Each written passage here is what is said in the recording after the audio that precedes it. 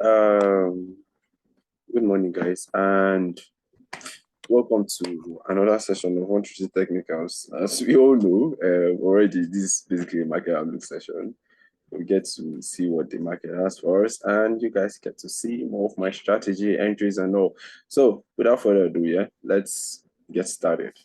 On Jesus, we have a lot of fundamentals today.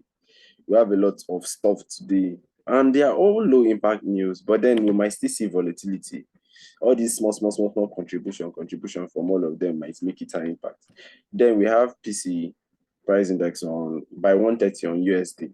That's the only significant thing today. But as we saw yesterday, even the low impact news have started moving the market. I think, was it yesterday or day before yesterday? I've seen times where volatility has happened and then it's not time for news. So please, let's all keep our heads up. Today might not be how do you call that in case when something is without incident. Okay. Anyways, so let's get started. So we had this whole analysis on AED yesterday. Price tapped into our area of interest. For me, I did not see entry criteria, but Esther saw it. Tapped into our area of interest. And this is the funny thing, when it comes to trades that break structure, and then the points of the golden ratio is around the structure that was broken. You see that price will actually tap that structure that was broken. It will not actually go below to actually touch the 0.6. As you can see here, it just kissed that level. See this area here, it just kissed it, and then pushed above. So this is another thing you guys can actually incorporate into your trading. Anytime you see price break and then your golden ratio is around the structure that was broken, use that level, that structure that was broken, as your entry point. That's you're entering aggressively. So you guys understand? Then now we've broken structure, but I've not broken clear yet. I'm not comfortable with this break yet. I would like to see more push above, but I've not even started seeing signs of exhaustion yet.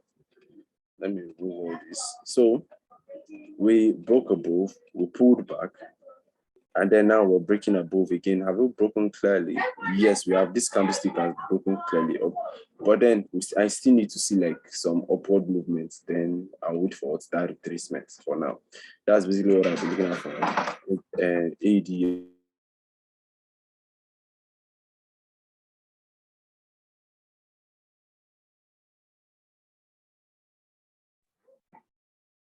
Then we have one NZD-USD. NZD-USD was quite interesting. We did not actually retrace down to that our area of interest. We just came, we pushed above, we came up, tapped into this thing that was kind of wanted to look like a head and shoulder, and then we like broke above. And NZD, I'm comfortable seeing retracements now. Same thing, we would wait for what price to get into our point of interest. And as you can see, it's around these areas. But I don't think this market will start retracing now. So let's just be patient until you start seeing that retracement, then we can ambush the market. For now, let's just keep in mind that we have a break. When retracement starts, we drop our fib and then look for our area of interest. Then Euro USD. Euro USD is just a bastard. Like, I do not understand what's that language? The need for this. Okay, it's not just one of those days. Even if you want to say it favored ICT traders, ICT traders used to use other block. This is other block here. Okay, it's other block like that. Anyways, it came down, and then tapped to the extreme, and then was just pushed above. So it's not my business. It did not actually show me what I wanted.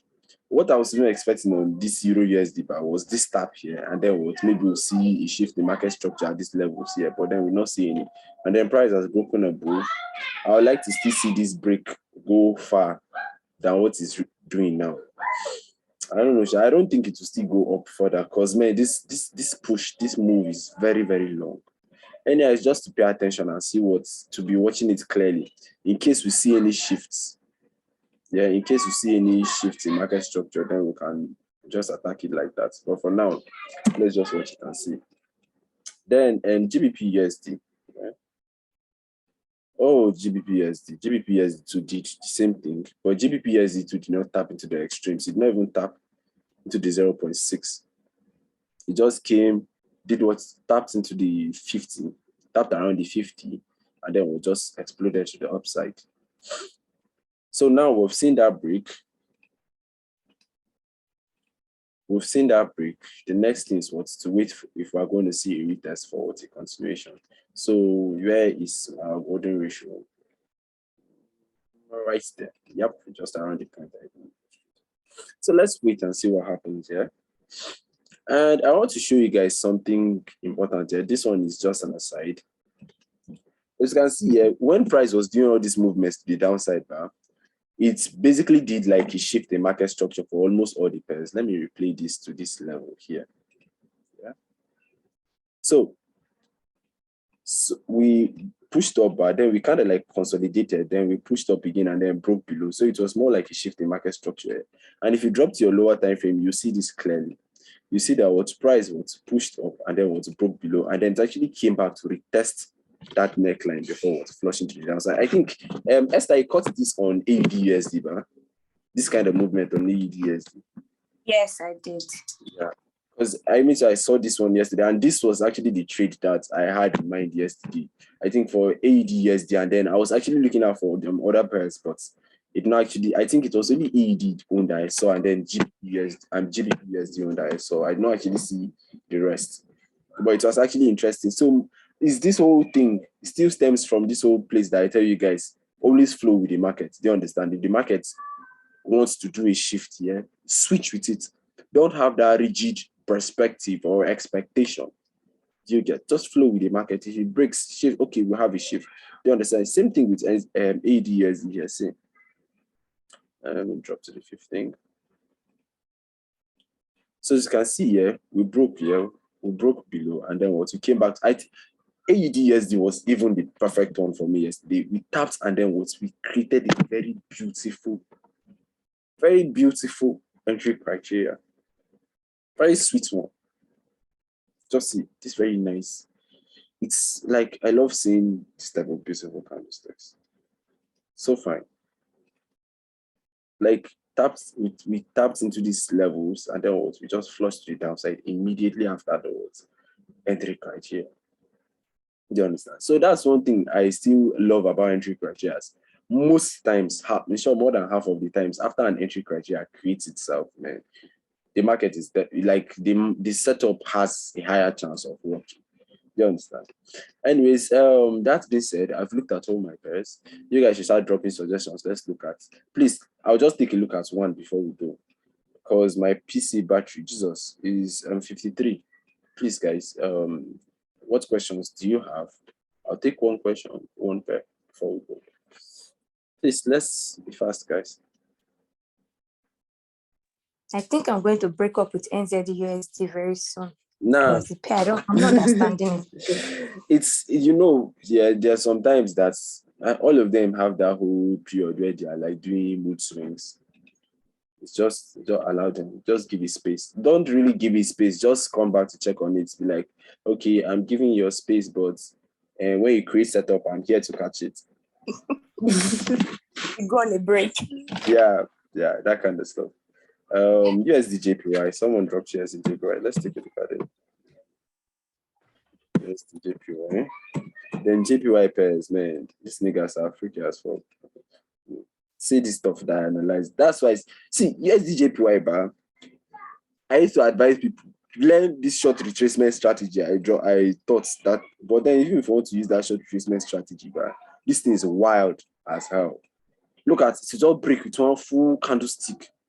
Then wait small, next thing to break with another full candlestick. Like, I don't even know what entry criteria this thing respects. Like, up to now, I've been investigating this pair. The only thing I know about this pair is the fact that it likes short retracements. Apart from the fact that it likes short retracements, I don't know any other thing. I don't know how I'm going to capitalize on the short retracement. Okay, so now let's take a look at this one here. If I'm going to use that short retracement strategy. Let's take a look at this one here. This was the candlestick that broke structure. This one here. Let's let's say we entered at the close of that candlestick, which is here.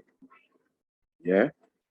And then dropped our stop loss above it and then targeted a 2RR. Lord help us. It's actually reached 2RR. Are you guys seeing this thing? It actually reached 2RR. It has actually reached 2RR. But this was since when? 15. That's 3 o'clock yesterday. From 3 o'clock yesterday to this trade. I'm on. See you. It's not worth it for me. This how many pips stop loss? 750, 75. No, now it's what it's now. If I risk it's still the same thing. It's my risk management that will determine how much I will get from it. I can risk $5,000 on this trade and get just 10,000 from it. It's not much. Anyways, I don't know. I might invest a lot of time in this strategy to learn how this whole thing works. Yeah, and please, I think someone constantly drops USD JPY on this place here. I don't know. You guys should investigate. You can check on YouTube or somewhere and see what strategy USD JPY traders use to trade it, and then maybe we can see if we can take advantage of it. Anyways, that being said, like I said, we'll look at only one pair. Yeah, please, guys, stay safe in the market. Today's a Friday. I'll catch you guys next week, Tuesday. And thank you all for attending the session. It's always nice having you guys. And keep an open mind with the markets. Just flow with the markets. Catch you guys next time.